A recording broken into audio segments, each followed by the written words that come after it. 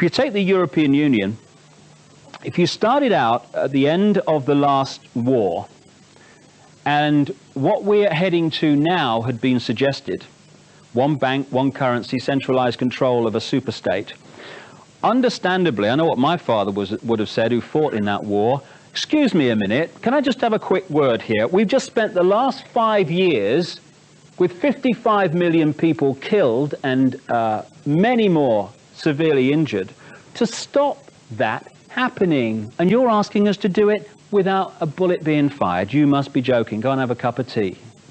So what the stepping stones technique does, although it knows where it's heading, it does it in stages. It gets away with what it can get away with first of all, and then starts to move it along, and it presents every step as independent of all the others so you don't see the pattern.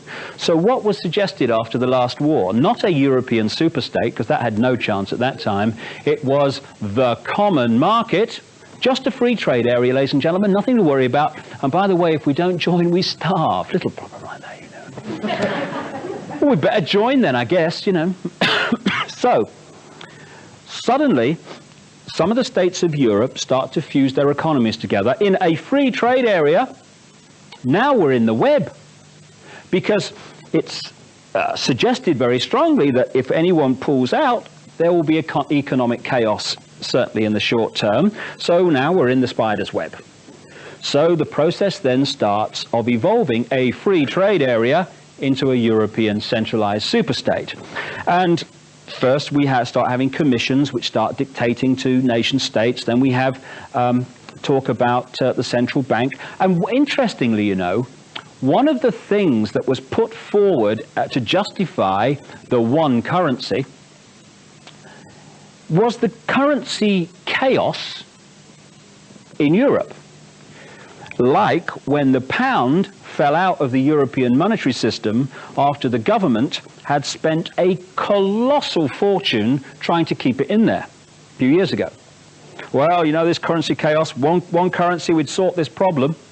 Interesting, therefore, that the person who attacked the pound and caused that chaos was a frontman for the House of Rothschild called George Soros, a world currency speculator. George Soros, Bilderberg Group.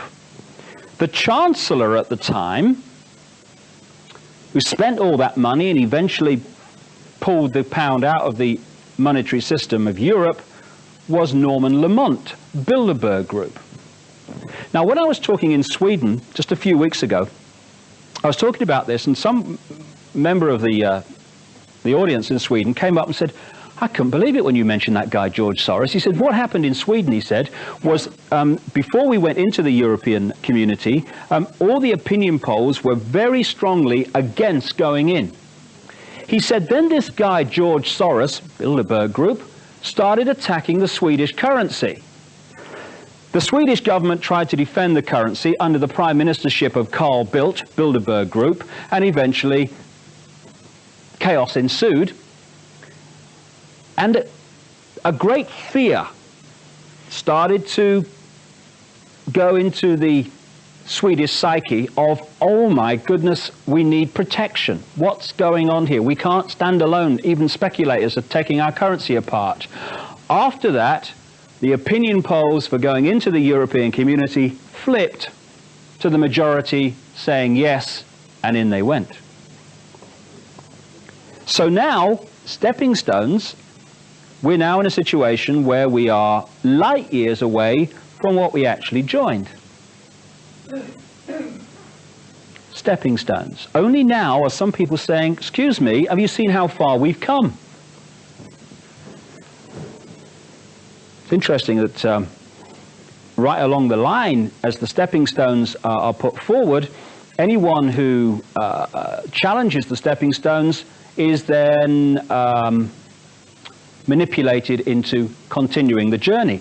I was speaking in Denmark at the time. I was in the Swedish area also, and what they did was had a referendum which voted against Maastricht, against the European Union.